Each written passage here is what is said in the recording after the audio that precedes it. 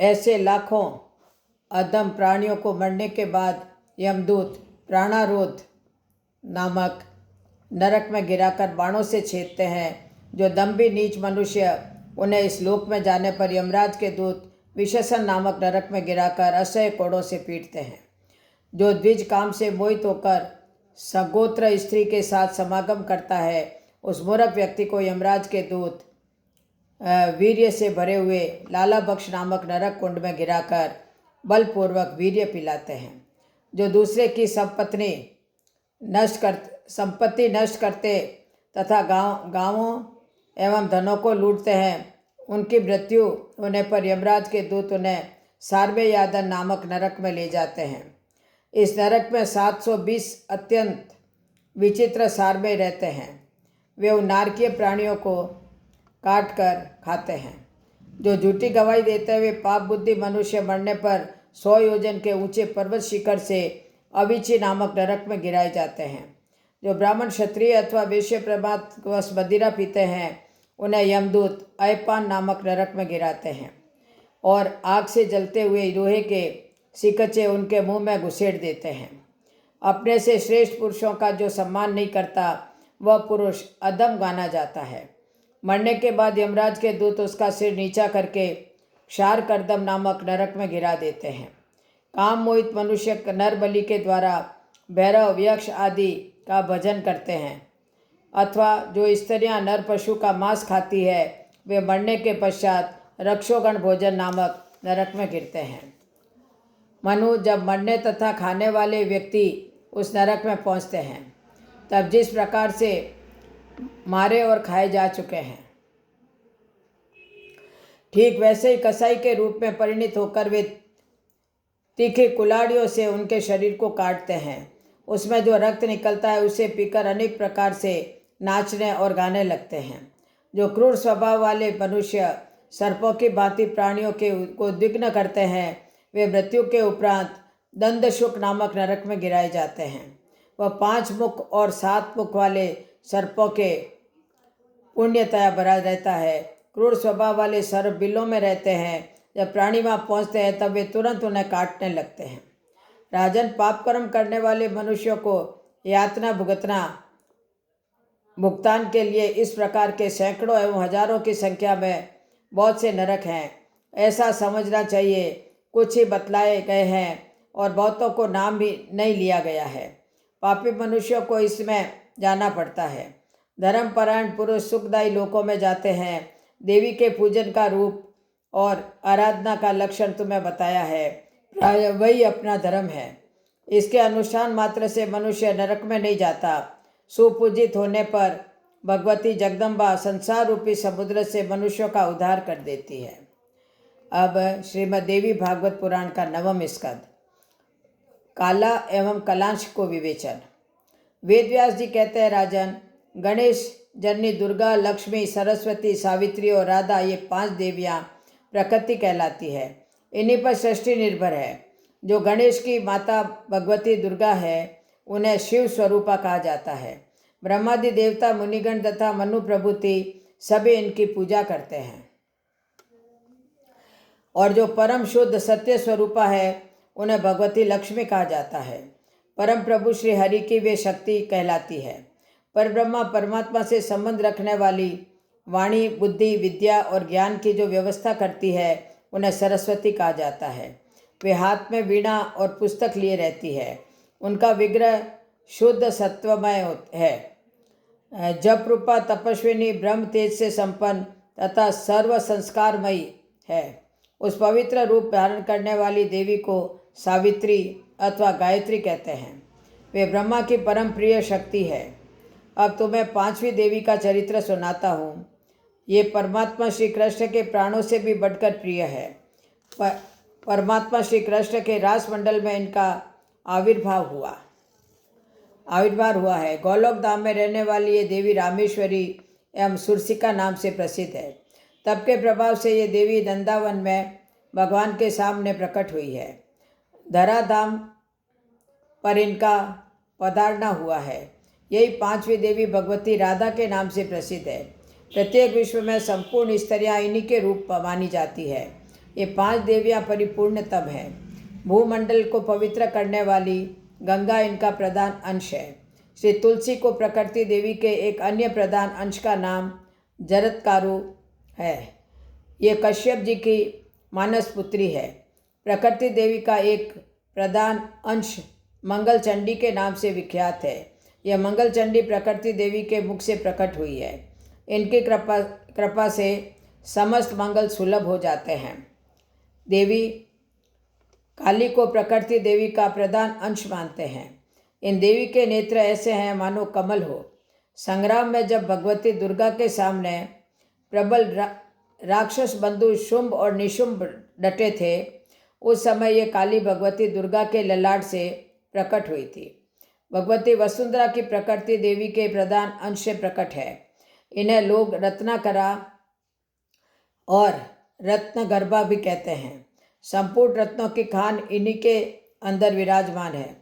विश्व भर में जितनी स्त्रियां हैं, उन सबको कला के अंश का अंश समझना चाहिए। इसीलिए स्त्रियों के अपमान से प्रकृति का अपमान माना जाता है। ब्रह्मा ने पहले सरस्वती का सम्मान किया, इसके बाद देवी तीनों लोकों में देवताओं और मुनियों की पूजित हो गई। सर्वप्रथम गोलोक में रास मंडल के अवसर पर भगवती राधा की पूजा हुई। राजन, कलाएं प्रकट हुई है, उन सब की भारतवर्ष में पूजा होती है। राजन, तभी से प्रत्येक ग्राम और नगर में के ग्राम देवियों की पूजा का प्रचार हो गया। जन्मेजय ने कहा, प्रभु, उन देवियों के प्राकट्य का प्रसंग, पूजा एवं ध्यान की विधि, स्रोत, कवच, ऐश्वर्य तथा मंगलमय शौर्य की भी सुनने के लिए मैं उत्सुक हूँ। तो भगवान वेदव्यास जी कहते हैं, राजन, जिसके सारे श्री हरि सदा शक्तिमान बने रहते हैं, वह प्रकृति देवी ही शक्ति स्वरूपा है। जब इन्हें साकार रूप से प्रकट होने की इच्छा हुई, तब इन्होंने अत्यंत सुंदर एवं मन को मुग्ध कर देने वाला दिव्य स्वरूप प्रकट कर दिया। कृषि तद भक्ति परक है और न का अर्थ है तदा दास्य। अतः भक्ति और दास्य भाव देने की जिसमें योग्यता है, वे कृष्ण कहलाते हैं। इनके वामांश भाग को स्त्री कहा जा गया है और दक्षिणा भाग को पुरुष। सनातन पुरुष उस दिव्य स्वरूपिणी स्त्री को देखने लगा। श्री कृष्ण परम रसिक एवं रास के स्वामी हैं। उस देवी को देख करके उल्लासित हो वे उसके साथ रास मंडल में पधारे। उस समय श्री कृष्ण की वह चिन्मय शक्ति उनकी कृपा से गर्भ स्थिति का अनुभव करने लगी। 100 मनवंतर का समय व्यतीत हो जाने पर उसने एक सुवर्ण के समान प्रकाशमान बालक उत्पन्न किया, किंतु उसे देखकर उसी देवी का हृदय दुख से संतप्त हो उठा। उसने उस बालक को ब्रह्मांड गोलक के अथाह जल में छोड़ दिया। देवेश्वर श्री कृष्ण ने तुरंत उस देवी से कहा, अरे कोपशिले, तूने जो इस बच्चे का त्याग कर दिया है, यह बड़ा घृणित कर्म है। इसके फलस्वरूप तो आज से संतानहीन हो जा। इतने में उस देवी की जीभ के अग्रभाग से सहसा एक परम मनोहर कन्या प्रकट हो गई। तदंतर कुछ समय व्यतीत हो जाने के पश्चात वह मूल प्रकृति देवी 2 रूपों में प्रकट हुई। आधे वाम अंग से कमला का प्रादुर्भाव हुआ और दाहिने से राधिका का। उसी समय श्री कृष्ण भी 2 रूप में हो गए।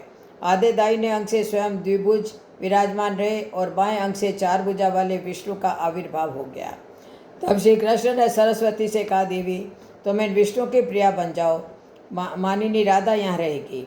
फिर तो जगत की इस व्यवस्था में तत्पर रहने वाले श्री विष्णु उन सरस्वती और लक्ष्मी देवियों के साथ वैकुंठ पधारे। फिर नारायण के अंश से 4 भुजा वाले अनेक पार्षद उत्पन्न हुए। सभी पार्षद गुण, तेज, रूप और अवस्था में श्री हरि के समान थे। लक्ष्मी के अंश से उन्हीं जैसे लक्षणों से संपन्न करोड़ों दासियां उत्पन्न हो गई। उन मधुर भाषिणी कन्याओं को राधा ने अपनी दासी बना लिया। इतने में श्री कृष्ण की उपासना करने वाली देवी दुर्गा का सहसा आविर्भाव हुआ। ये देवी सर्वेश श्री कृष्ण की स्तुति करके उनके सामने विराजमान हुई। राधिकेश्वर श्री कृष्ण ने इन्हें एक रत्नमय सिंहासन प्रदान किया। इतने में चतुर्मुख ब्रह्मा अपनी शक्ति के साथ वहाँ पधारे। इसी समय भगवान की कृष्ण के 2 रूप हो गए। दक्षिण अंश से गोपीपति श्री कृष्ण रह गए। श्री कृष्ण सत्य स्वरूप परमात्मा एवं ईश्वर है। इन कारणों के कारण संपूर्ण मंगलों के मंगल, जन्म, मृत्यु, जरा, व्याधि, शोक और भय को हरने वाले और मृत्यु के भी मृत्यु है। अतएव इन्हें मृत्युंजय भी कहा जाता है। महाभाग शंकर इनकी स्तुति करके सामने रखे हुए रत्नमय सुरम्य सिंहासन पर विराज गए। श्री राधा के प्रकट विराट स्वरूप बालक का वर्णन। भगवान व्यास जी कहते हैं, राजन, तदनंतर वह बालक जो केवल अंडाकार था, ब्रह्मा की आयु पर्यंत समय पर तक ब्रह्मांड गोलक में के जल में रहा। फिर समय पूरा हो जाने पर वह सहसा दो रूपों में प्रकट हो गया। एक अंडाकारी रहा और एक शिशु के रूप में परिणित हो गया। उसकी आकृति स्थूल से भी स्थूल थी, अतएव उसका नाम महाविराट पड़ा। वह बालक तेज में परमात्मा श्री कृष्ण के 16वें अंश की बराबरी कर रहा था। वह विराट स्वरूप बालक बार बार ऊपर दृष्टि दौड़ाने लगा। भूख से आतुर होकर वह बालक बार बार रुदन करने लगा। फिर जब उसे ज्ञान हुआ तब उसने परम पुरुष श्री कृष्ण का ध्यान किया। तब वही उसे सनातन ब्रह्म ज्योति के दर्शन प्राप्त हुए। भगवान श्री कृष्ण ने कहा, वत्स, मेरी ही भांति तुम भी बहुत समय तक अत्यंत स्थिर होकर विराजमान रहो। तुम्हारे नाभि कमल से विश्व सृष्टा ब्रह्मा प्रकट होंगे। ब्रह्मा के ललाट से 11 रुद्रों का आविर्भाव होगा। शिव के अंश से वे रुद्र षष्ठी के संहार की व्यवस्था करेंगे। उन 11 रुद्रों में कालाग्नि नाम से जो प्रसिद्ध है, वे ही रुद्र विश्व के संहारक होंगे। अब मैं अपने गोलोक में जाता हूँ, तुम यहीं ठहरो। ब्रह्मांड गोलोक के भीतर जलमय शैया पर वे पुरुष शयन कर रहे थे, जिनके रोमकूप से वह ब्रह्मांड उत्पन्न हुआ। उन परम प्रभु भगवान श्री कृष्ण के भी दर्शन हुए। गोपों और गोपियों से सुशोभित गोलोक धाम को भी देखने में वे सफलता पा गए। फिर तो श्री कृष्ण की स्तुति करके उन्होंने उनसे वरदान पाकर सृष्टि का कार्य आरंभ कर दिया। सर्वप्रथम ब्रह्मा से सनकादिक 4 मानस पुत्र हुए। फिर शिव की सुप्रसिद्धि 11 कलाएं रुद्र रूप से प्रकट हुई।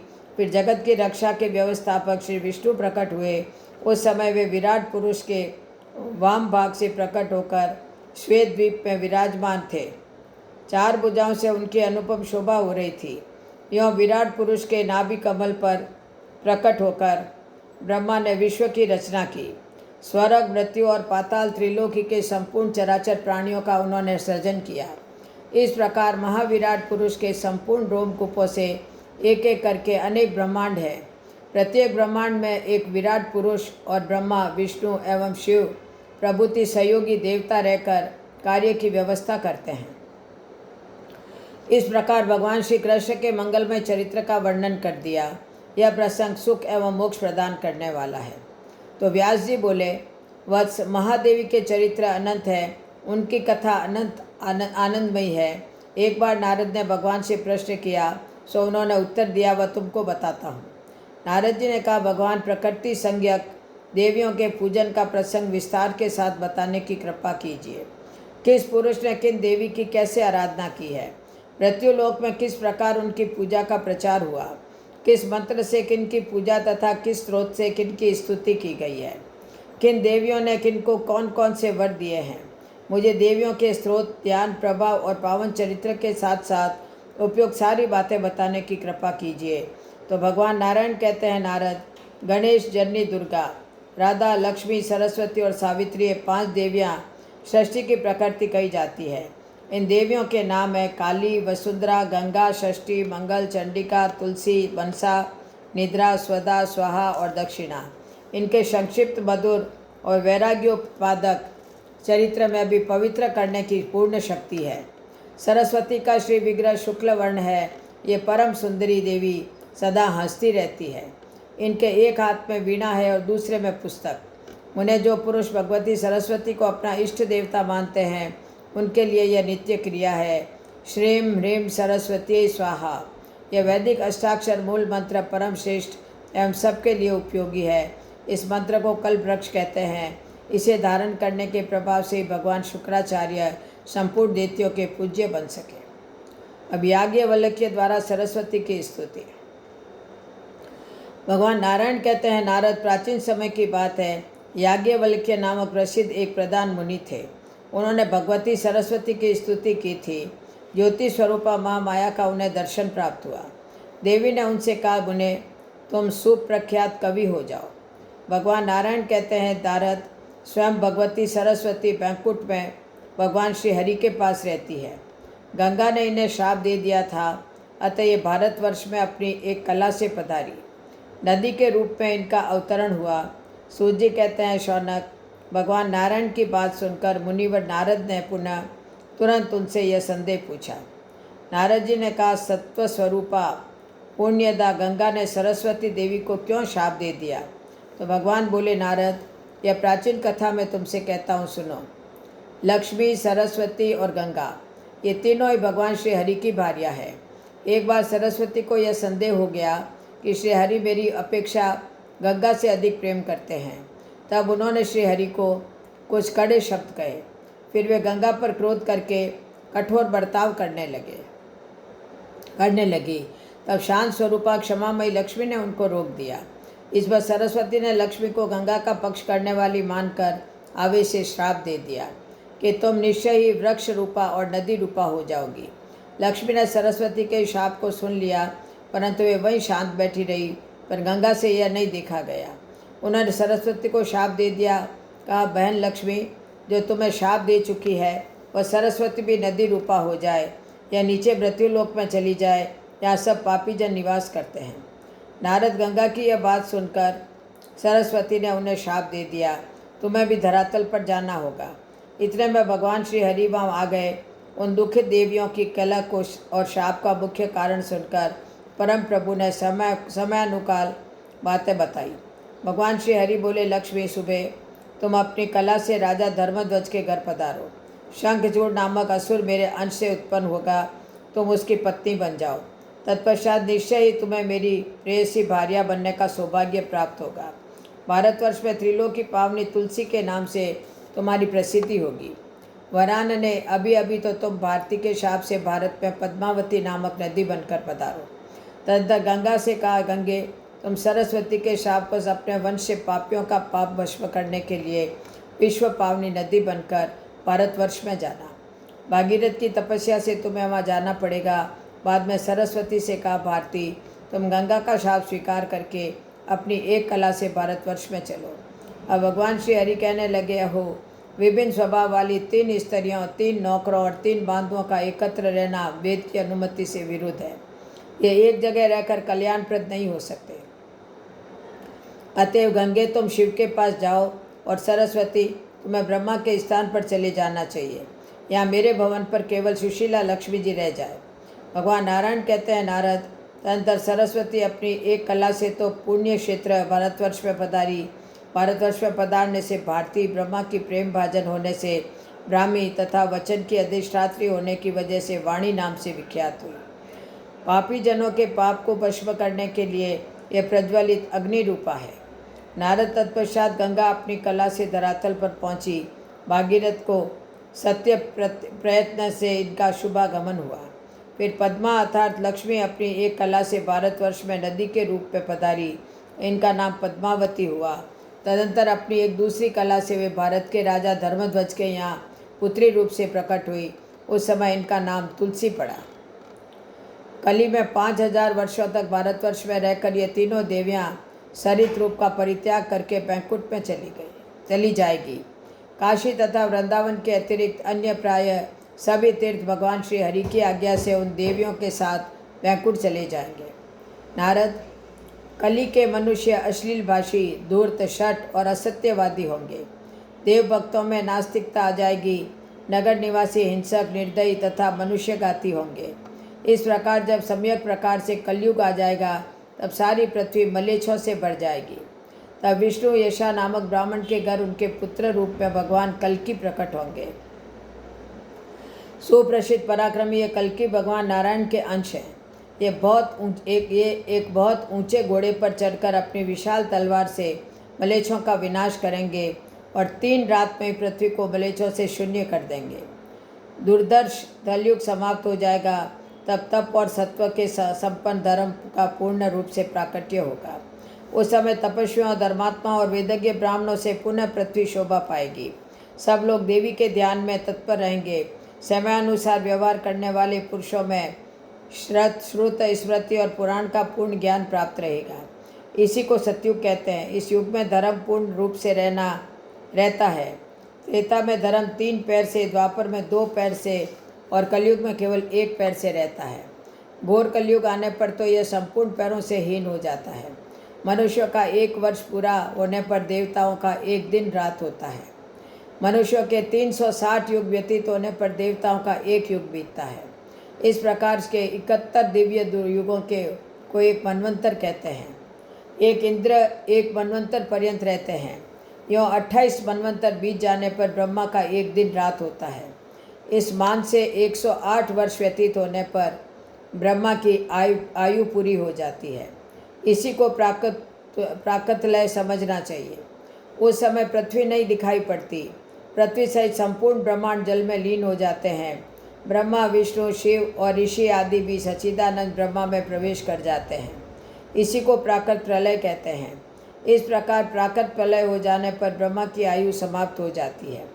मुनिवर, इतने सुदीर्घ काल को भगवती जगदम्बा का एक निमेष कहते हैं। इस प्रकार देवी के एक निमेष में संपूर्ण विश्व और अखिल ब्रह्मांड नष्ट हो जाते हैं। फिर भगवती के निमेष मात्र में इस सृष्टि के क्रम से अनेक ब्रह्मांड बन जाते हैं। यों सृष्टि और प्रलय होते रहते हैं। कितने कल्प गए और आए, इसकी संख्या कौन जान सकता है। नारद, सृष्टियों, प्रलयों, ब्रह्मांडों और ब्रह्मांड में रहने वाले ब्रह्मादि प्रधान प्रबंधकों की संख्या का परिज्ञान भला किस पुरुष को हो सकता है।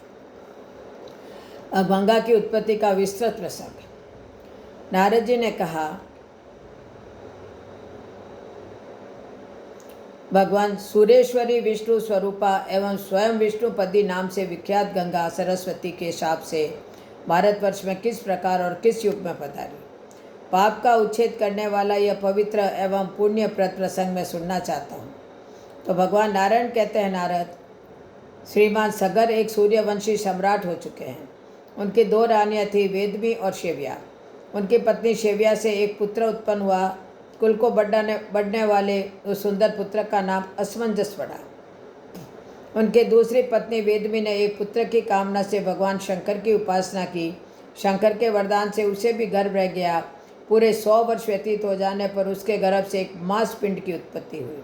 उसे देखकर वह बहुत ही दुखी हुई और उसने भगवान शिव का ध्यान किया।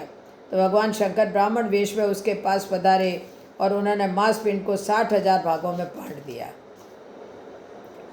वे सभी टुकड़े पुत्र रूप में परिणित हो गए। वे सभी तेजस्वी कुमार कपिल मुनि के शाप से जलकर भस्म हो गए। यह दुखद समाचार सुनकर राजा सगर की आंखें निरंतर जल बहाने लगी। वे बेचारे घोर जंगल में चले गए। तब उनके पुत्र असमंजस ने गंगा को ले आने के लिए लंबे समय तक तपस्या की। पश्चात वे भी काल के कलेवा बन गए। फिर उनके पुत्र भागीरथ हुए। भागीरथ भगवान के परम भक्त विद्वान श्री हरि के अटूट श्रद्धा रखने वाले गुणवान तथा वैष्णव पुरुष थे। गंगा को ले आने का निश्चय करके उन्होंने बहुत समय तक तपस्या की। अंत में भगवान श्री कृष्ण के उन्हें साक्षात दर्शन हुए। उनकी दिव्य झांकी पाकर भागीरथ ने बार बार उन्हें प्रणाम किया और स्तुति भी की। लीलापूर्वक उन्हें भगवान से अभिष्ट वर भी मिल गया। वे चाहते थे कि मेरे पूर्वज तर जाए। भगवान श्री हरि ने गंगा जी से कहा, सुरेश्वरी, तुम सरस्वती के शाप से अभी भारतवर्ष में जाओ और मेरी आज्ञा के अनुसार सगर के सभी पुत्रों को पवित्र करो। भगवान नारायण कहते हैं, नारद, राजा भागीरथ गंगा स्तुति करके उन्हें साथ ले वहाँ पहुँचे जहाँ सगर के 60,000 पुत्र जलकर भस्म हो गए थे। गंगा का स्पर्श करके बहने वाली वायु का स्पर्श होते ही वे राजकुमार तुरंत बैकुंठ में चले गए। नारद जी ने पूछा, भगवान, भूमंडल को पवित्र करने वाली त्रिपथगामिनी गंगा कैसे प्रकट हुई? प्रभो तो उनका कहाँ और किस प्रकार आविर्भाव हुआ? यह सब प्रसंग बताने की कृपा कीजिए। तो भगवान नारायण बोले, नारद, एक समय की बात है। कार्तिक की पूर्णिमा थी। राधा महोत्सव बड़े धूमधाम से मनाया जा रहा था। भगवान श्री कृष्ण सम्यक प्रकार से राधा की पूजा न करके रास मंडल में विराजमान थे। इतने में ब्रह्मा से प्रेरित हो भगवान शंकर श्री कृष्ण संबंधी पद्य, जिसके प्रत्येक शब्द में रस के उल्लास को बढ़ाने की शक्ति भरी थी, बारंबार गाने लगे। उसे सुनकर संपूर्ण देवता मूर्छित से हो गए। बड़ी कठिनता से किसी प्रकार उन्हें चेत हुआ। उस समय देखा गया कि समस्त रासमंडल में संपूर्ण स्थल जल से आप्लावित है। श्री राधा और कृष्ण का कहीं पता नहीं है। फिर तो गोप, गोपी, देवता और ब्राह्मण सभी अत्यंत उच्च स्वर में विलाप करने लगे। ठीक उसी समय अति मधुर तथा स्पष्ट शब्दों में आकाशवाणी हुई। सब लोगों ने भली भांति सुना। आकाशवाणी में कहा गया कि मैं सर्वात्मा श्री कृष्ण और मेरी स्वरूपा शक्ति राधा, हम दोनों ने ही भक्तों के अनुग्रह करने के लिए यह जलमय विग्रह धारण कर लिया है। सुरेश्वरों, तुम्हें मेरे तथा इस राधा के शरीर से क्या प्रयोजन है? शंभु वहीं रहकर मेरी आज्ञा का पालन करें। विधाता ब्राह्मण, तुम स्वयं जगत गुरु शंकर से कह दो कि वे वेदों के अंगभूत परम मनोहर विशिष्ट शास्त्र का निर्माण करें और उसमें संपूर्ण अभिष्ट फल देने वाले बहुत से अपूर्व मंत्र उद्गत करें। नारद, इस प्रकार संपूर्ण परम गोपनीय प्रसंग मैं तुम्हें सुना चुका। यह सबके लिए अत्यंत दुर्लभ है। वे ही पूर्ण ब्रह्म भगवान श्री कृष्ण जल रूप होकर गंगा बन गए थे। गोलोक से प्रकट होने वाली गंगा का यही रहस्य है। यह भगवान श्री राधा कृष्ण ही गंगा के रूप में प्रकट हुए हैं। श्री राधा और कृष्ण के अंश से प्रकट हुई यह गंगा भुक्ति और मुक्ति दोनों को देने वाली है। परमात्मा श्री कृष्ण की व्यवस्था के अनुसार जगह जगह रहने का सुअवसर इसे प्राप्त हो गया। श्री कृष्ण स्वरूपा इन आदरणीय गंगा देवी को संपूर्ण ब्रह्मांड के लोग पूजते हैं। नारद जी ने पूछा, सुरेश्वर, कली के 5000 वर्ष बीत जाने पर गंगा का कहाँ जाना होगा? तो महाभाग यह प्रसंग मुझे बताने की कृपा कीजिए। तो भगवान नारायण ने कहा, नारद, सरस्वती के शाप से गंगा भारतवर्ष में आई। शाप की अवधि पूरी हो जाने पर वह पुनः भगवान श्री हरि की आज्ञा से बैकुंठ में चली जाएगी। ऐसे ही सरस्वती भारतवर्ष को छोड़कर श्री हरि के धाम में पधारेगी। शाप समाप्त हो जाने पर लक्ष्मी को भी भगवान के पास पधारना होगा। नारद, यही गंगा, सरस्वती और लक्ष्मी भगवान श्री हरि की प्रेयसी पत्नियां हैं। ब्राह्मण तुलसी सहित 4 पत्नियां वेदों में प्रसिद्ध है। नारद ने पूछा, भगवान श्री हरि के चरण कमलों से प्रकट हुई गंगा देवी किस प्रकार परब्रह्म के कमंडल में रही तथा शंकर की प्रिया होने का सुअवसर उन्हें कैसे मिला? मुनिवर, गंगा भगवान नारायण की भी प्रेयसी हो चुकी है और किस प्रकार ये सभी बातें संगठित हुई, आप यह रहस्य मुझे बताने की कृपा कीजिए। भगवान नारायण कहते हैं, नारद, प्राचीन समय की बात है, जलमयी गंगा गोलोक में विराजमान थी। राधा और श्री कृष्ण के अंग से प्रकट हुई यह गंगा उनका अंश तथा साक्षात उनका स्वरूप ही है। जलमयी गंगा की अधिष्ठात्री देवी अत्यंत सुंदर रूप धारण करके भूमंडल पर पधारी। तेज में वह शरत काल के चंद्रमा को भी परास्त कर रही थी। ऐसी वह गंगा लज्जा का भाव प्रदर्शित करती हुई भगवान श्री कृष्ण के पास विराजमान हो गई। उस समय राधा के साथ असंख्य गोपियाँ थीं। उनको पधारे देखकर भगवान श्री कृष्ण उठ गए और कुछ हंसकर आश्चर्य प्रकट करते हुए मधुर वचनों में उनसे बातचीत करने लगे। गंगा भी तुरंत उठ गई और राधा का स्तवन किया। उनके हृदय में भय छा गया था। श्री राधा ने कहा, प्राणेश, आपके प्रसन्न मुखमंडल को मुस्कुराकर निहारने वाली यह कल्याणी कौन है? इसके भीतर मिलने छा का भाव जागृत है। आपके मनोहर रूप ने इसे अचेत कर दिया है। इसके सर्वांग पुलकित हो रहे हैं। इस प्रकार रक्त कमल के समान नेत्रों वाली राधा ने भगवान श्री कृष्ण से कहकर साध्वी राधा से कुछ कहना चाहा। गंगा योग में प्रवीण थी। योग के प्रभाव से राधा का मनोभाव उन्हें ज्ञात हो गया। अतः बीच सभा में ही अंतर्ध्यान होकर वे अपने जल में प्रविष्ट हो गई। तब योगिनी राधा ने योग द्वारा इस रहस्य को जानकर सर्वत्र विद्यमान उन जल स्वरूपिणी गंगा को अंजलि से उठाकर पीना आरंभ कर दिया। ऐसी स्थिति में राधा का अभिप्राय पूर्ण योग सिद्धा गंगा में छिपा नहीं रह सका। अतः वे भगवान श्री कृष्ण की शरण में जाकर उनके चरण कमलों में लीन हो गई। तब राधा ने गौलोक, वैकुंठ लोक तथा ब्रह्मलोक आदि संपूर्ण स्थानों में गंगा को खोजा, परंतु कहीं भी वह दिखाई नहीं दी। उस समय सर्वत्र जल का नितांत अभाव हो गया था। फिर तो ब्रह्मा, विष्णु, शंकर, अनंत धर्म, इंद्र, चंद्रमा, सूर्य, मुनिगण, मुनि समाज, देवता, सिद्ध और तपस्वी सभी गौलोक में आए। भगवान श्री कृष्ण को उन ब्रह्मादि समस्त उपस्थित देवताओं ने प्रणाम करके स्तवन आरंभ कर दिया। उन लक्ष्मीपति परब्रह्म भगवान श्री कृष्ण को उपस्थित देवताओं ने प्रणाम करके स्तवन आरंभ कर दिया। उन लक्ष्मीपति परब्रह्म भगवान श्री कृष्ण ने उपस्थित देवताओं का अभिप्राय समझकर उनसे कहा। भगवान श्री कृष्ण बोले, आप सभी महानुभाव गंगा को ले जाने के लिए यहाँ पधारे हैं, परंतु इस समय यह गंगा शरणार्थी बनकर मेरे चरण कमलों में छिपी है। कारण वह मेरे पास बैठी थी। राधा जी उन्हें देखकर पी जाने को उद्यत हो गई, तब वह चरणों में आकर ठहर गई। मैं आप लोगों को इसे शर्त दे दूंगा, परंतु आप पहले इसको निर्भय बनाने का पूर्ण प्रयत्न करें। फिर तो वे संपूर्ण देवता भगवती राधा की स्तुति करने में संलग्न हो गए। भक्ति के कारण अत्यंत विनीत होकर ब्रह्मा जी ने अपने चारों मुखों से राधा की स्तुति की। नारद ब्रह्मा की इस स्तुति प्रार्थना को सुनकर भगवती राधा हंस पड़ी। उन्होंने गंगा जी की सभी बातों को स्वीकार कर लिया। तब गंगा श्री कृष्ण के चरण के अंगूठे के नखाग्र से निकलकर वहीं विराजमान हो गई। ब्रह्मा ने गंगा के उस जल को कमंडल में रख लिया। भगवान शंकर ने उस जल को अपने मस्तक पर स्थान दिया। तत्पश्चात कमलोद्भाव ब्रह्मा ने गंगा को राधा मंत्र की दीक्षा दी। साथ ही राधा के स्रोत, कवच, पूजा और ध्यान की विधि भी बतलाई। गंगा ने इन नियमों के द्वारा राधा की पूजा करके बैंकुट के लिए प्रस्थान किया। मुने लक्ष्मी, सरस्वती, गंगा और विश्व पावन तुलसी, ये चारों देवियाँ भगवान नारायण की पत्नियाँ हैं। तत्पश्चात परमात्मा भगवान श्री कृष्ण ने हंसकर ब्रह्मा को दुर्बोध एवं अपरिचित सामूहिक बातें बतलाई। नारद ने कहा, भगवान लक्ष्मी, सरस्वती, गंगा और जगत को पावन कर बनाने वाली तुलसी, ये चारों देवियाँ भगवान नारायण की ही प्रिया है। यह प्रसंग तथा गंगा के बैंकुट को जाने की बात मैं आपसे सुन चुका, परंतु गंगा विष्णु की पत्नी कैसे हुई, वृतांत सुनने का अवसर मुझे नहीं मिला, उसे कृपया सुनाइए। भगवान नारायण बोले, नारद, जब गंगा बैंकुट में चली गई, तब थोड़ी देर के बाद जगत की व्यवस्था करने वाले ब्रह्मा भी उनके साथ ही बैंकुट चले और जगत प्रभु भगवान श्री हरि को प्रणाम करके कहने लगे। ब्रह्मा जी ने कहा, भगवान श्री राधा और श्री कृष्ण के अंग से प्रकट हुई ब्रह्मद स्वरूपिणी गंगा इस समय एक सुशील देवी के रूप में विराजमान है। प्रभु, आपसे मेरी प्रार्थना है कि सुरेश्वरी गंगा को आप अपनी पत्नी बना लीजिए।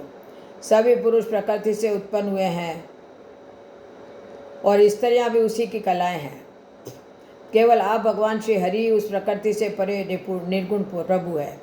परिपूर्णतम श्री कृष्ण स्वयं दो भागों में विभक्त हुए। आधे से तो दो भुजाधारी श्री कृष्ण बने रहे और उनका आधा अंग आप चतुर्भुज श्री हरि के रूप में प्रकट हो गया। इसी प्रकार भगवान श्री कृष्ण के वामांग से आविर्भूत श्री राधा भी दो रूपों में परिणित हुई। दाहिने अंश से तो वह स्वयं रही और उनके वामांग में लक्ष्मी का प्राकट्य हुआ।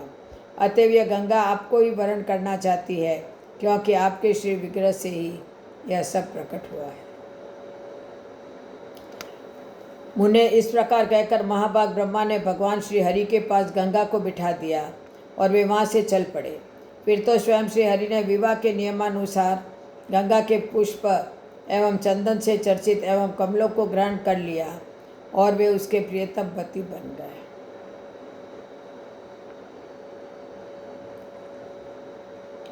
जो गंगा पृथ्वी पर पधार चुकी थी, वह भी समयानुसार अपने स्थान पर पुनः आ गई। यह भगवान के चरण कमल से प्रकट होने के कारण इस गंगा की विष्णुपदी नाम से प्रसिद्धि हुई। गंगा के प्रति सरस्वती के मन में जो डाह था, वह निरंतर बना रहा।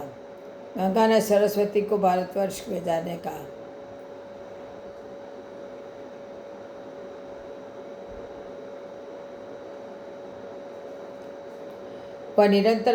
गंगा ने सरस्वती को भारतवर्ष में जाने का शाप दे दिया था।